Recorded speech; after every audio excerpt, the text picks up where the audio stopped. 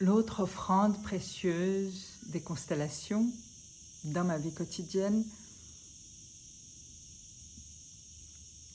c'est de voir comment ma perception du champ qui est activé s'est raffinée à la lumière de mon background scientifique et artistique et de mes intuitions. Et j'ai très envie de le partager ici. Dans une constellation, nous parlons souvent d'un champ morphogénétique, d'un champ vibratoire ou du champ du système qui est activé quand une personne qui vient se faire consteller propose son système et définit le cadre davantage avec la facilitatrice en spécifiant davantage l'intention ou la question qui a besoin d'être rencontrée durant l'expérience de la constellation.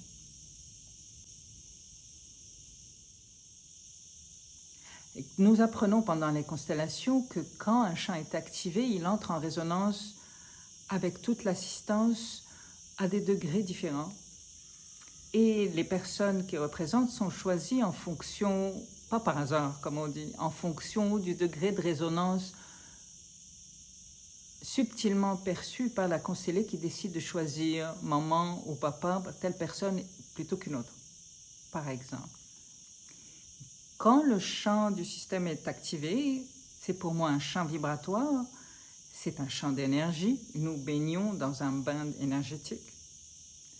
Et avec le cadre qui est mis, ça permet d'offrir un contenant clair qui fait sens pour nous humains qui vivons cette expérience immersive et qui est définie avec l'intention, la direction de la question.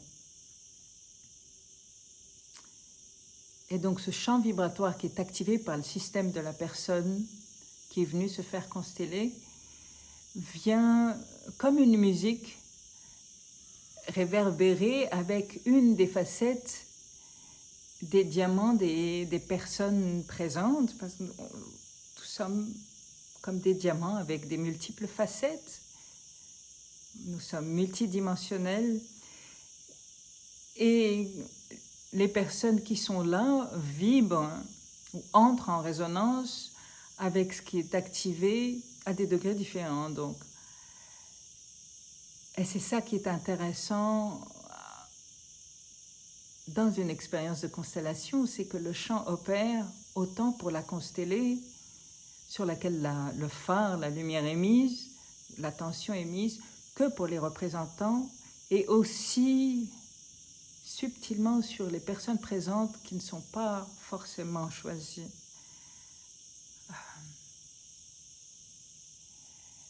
Et ça vibre à des degrés différents.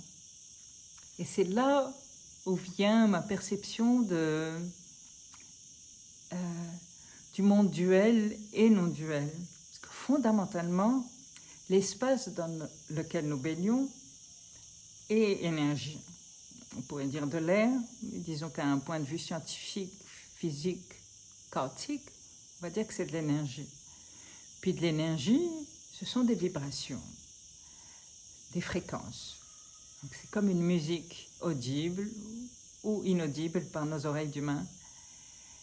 Et donc c'est des fréquences différentes. Il y a des basses, des hausses fréquences et des musiques, des qualités de musique différentes. Du rock, du jazz, de la musique classique, New Age, whatever, fusion, arabe, indienne, amérindienne, des peuples premiers, primitives, c'est de la musique. Ce sont des ondes. Et donc, il n'y a pas une musique qui est mieux qu'une autre. En revanche, ce sont toutes des fréquences différentes qui font plus ou moins faire résonner les champs énergétiques des personnes qui sont là. Donc, fondamentalement, nous baignons tous dans le même océan d'énergie. C'est comme je suis dans la mer et je ne peux pas dire « Ah ben là, c'est mon bout de mer, puis là, c'est ton bout de mer. » Come on. On est tous dans le même bain. On est tous dans la même eau. Fondamentalement, il n'y a pas de séparation des personnes sur un plan énergétique. Et c'est en ça que nous captons des informations intuitivement, on va dire. Et ces informations-là viennent, comme une musique, faire vibrer très fort ou subtilement le bain que nous sommes, le bain de fréquence, le bain de vibration, le bain fluide que nous sommes. C'est en ça que l'expérience des constellations est très puissante. Et c'est en ça aussi que c'est important d'identifier une intention avant l'expérience d'une constellation, dans le sens où ça met un cap au bateau dans cet océan pour être plus en mesure de recevoir le cadeau, le présent, les messages, les signes de l'expérience vibratoire, du voyage vibratoire que nous vivons ensemble pendant 1 heure, 2 heures ou quelques heures.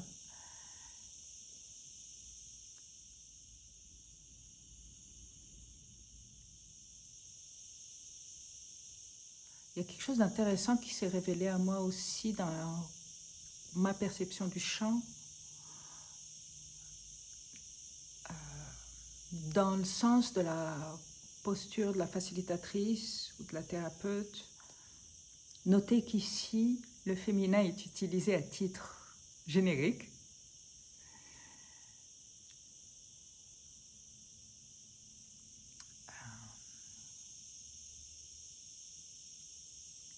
Quand la thérapeute est ancrée, disponible, elle est davantage plus apte à être au service avec l'autre. Quand la personne prend soin d'elle-même, prend soin de son chant, on va dire que les circuits énergétiques sont de plus en plus fluides. Il y a eu des émotions qui ont été éventuellement libérées. Et donc le chant est beaucoup plus relax, beaucoup plus ouvert, plus vaste d'une certaine manière. L'ancrage est aussi important pour que la personne reste à sa juste place dans cette dimension incarnée. Donc c'est l'être spirituel que nous sommes qui faisons l'expérience de l'incarnation à travers ce véhicule du corps. Donc, plus le chant a pris soin de lui, on va dire, plus la personne est disponible pour être en relation avec d'autres, en laissant l'espace à l'autre d'être qui elle est, et donc de prendre sa juste place. L'espace est assez vaste pour laisser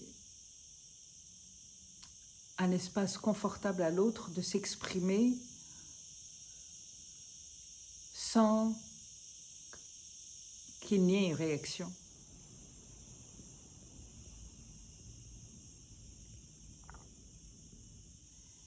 S'il y a réaction, ça veut dire que l'espace est plus étriqué. Quand l'espace est vaste, il y a de la place pour tout le monde et toutes sortes de formes pour exister, que la dignité est ancrée,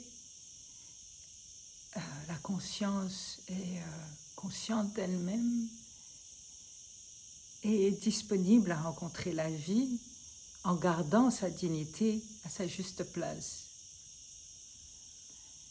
Et c'est en ça que la présence ouverte, attentive de la thérapeute est bienfaisante et aidante aussi. Ça fait aussi partie pour moi de la responsabilité de l'artiste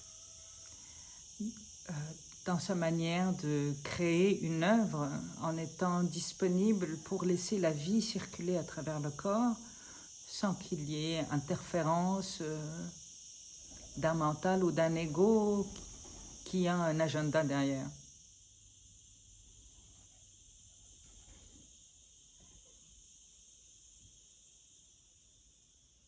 C'est vraiment une posture d'être au service de la vie.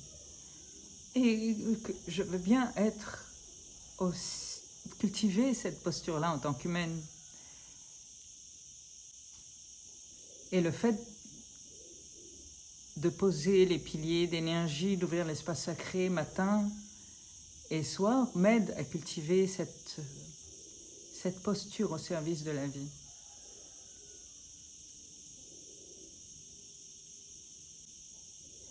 Et donc dans cette qualité de pouvoir être en relation avec l'autre en tenant l'espace vaste qui embrasse toutes sortes de formes d'état d'âme, aide les aspects qui sont représentés ou les personnes qui sont représentées à trouver leur juste place dans le système. Et donc ça se passe autant dans une constellation, mais je dirais dans peut-être même dans n'importe quel espace sacré structuré, dans un contenant sécurisé. Et j'ose voir ça aussi dans le quotidien.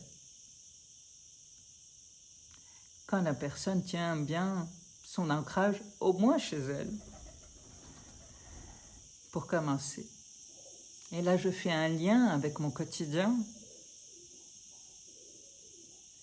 parce que mon lieu de vie, qui est une résidence de création, c'est d'abord un espace que je dédie pour cultiver des espaces collectifs reliés, des espaces sacrés du quotidien ordinaire et en même temps connectés dans une expression authentique de soi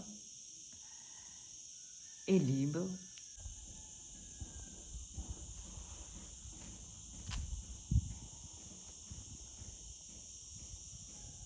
Qui autorise la vie à être qui elle est, avec bienveillance et douceur. C'est aussi donc un espace d'écoute. La la la la, la la la la, la la la la. La la la la, la la la la, la la la la. La la la la la la la la. Ah, que la vie est belle, belle, que la vie est belle, belle chez Soufia.